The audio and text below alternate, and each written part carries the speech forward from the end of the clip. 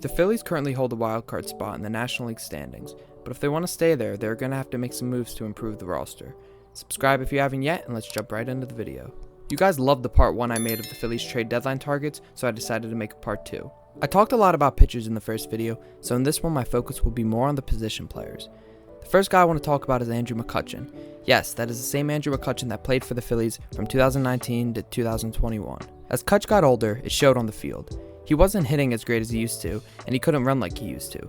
He had a rough season last year with the Brewers with a .237 average and a .700 OPS. This year he signed back with his original ball club, the Pirates, and picked up right where he left off in Pittsburgh.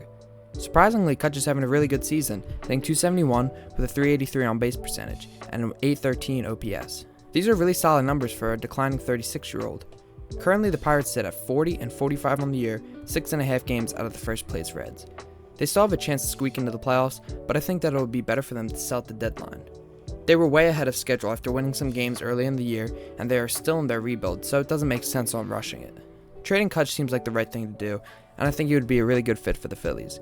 He has played almost 65 innings in the outfield this year without an error, so if you put him in left field, you move Schwarber to DH and Harper to first. This gives you another solid bat in the lineup and gets Schwarber out of the field. The Phillies should really look at making a trade for Andrew McCutchen at the trade deadline. The next target I want to discuss is Cron.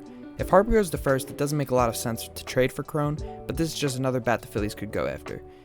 Cron has not played a lot this year due to an injury, but he has had 160 at-bats so far. In those 160 at-bats, he's hitting .250 with an OPS of .739 and 7 home runs. I don't think it would cost that much at all to get a guy like Cron, and I think he would make the Phillies lineup even more scary than it already is. Fitting him in the lineup is the question the Phillies are going to have to answer. They want to move Harper to first, which takes out that possibility. You can't put him at DH because once Harper leaves that spot, Schwarber will be taking it right away. I don't think this move makes a ton of sense if Harper goes to first base, but is one I think the Phillies will look at towards the deadline. Moving on from the position players for a second, I'm going to talk about Scott Barlow from the Royals. Barlow is not having a great season for his standards. It is his worst season since 2020 after having back-to-back years of having an ERA in the mid to low 2s. In 2023, his ERA is sitting at 4.06 and a whip of 1.29.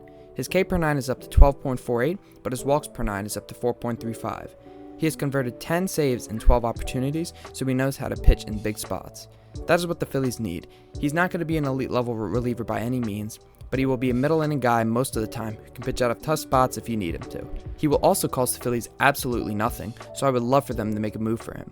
The Royals just recently traded Aroldis Chapman to the Rangers, so it just makes sense that Scott Barlow would be out the door by the deadline. Another pitcher the Phillies could go after is Eduardo Rodriguez from the Tigers. In 2023, Erod has only pitched in 11 games due to an injury, but he is coming back from that. On the season, he is 4-4 with an amazing 2.13 ERA and a whip of just under 1. His opponent's batting average is the lowest it has ever been in his career at .205. The Phillies will love to get a guy like Rodriguez to complete their rotation. Push him into the 5th spot and move Christopher Sanchez into the bullpen.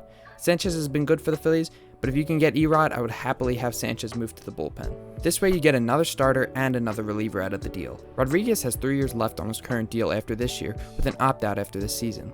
The opt-out could play a huge part in how much the Phillies might have to give up to acquire him, and it might lower the price. I would love it if the Phillies can get him, and it gives them another lefty to complement Ranger Suarez in the rotation. The last guy I want the Phillies to look at the deadline is Adam Duvall. Duvall is having a solid season after battling his injury, hitting .253 with a .333 on base percentage and an OPS of .848. He hasn't made an error yet this year in the outfield, so just like McCutchen, you can move Duvall to left field, put Schwarber at DH, and move Harper to first. Adam Duvall also has some playoff experience and would be a good veteran presence.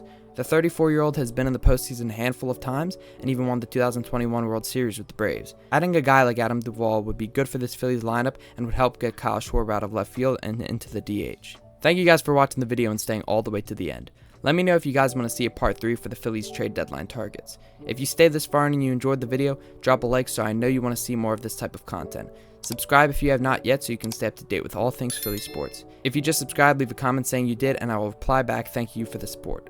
Let me know what videos you want to see in the future, and I'll catch you guys in the next video.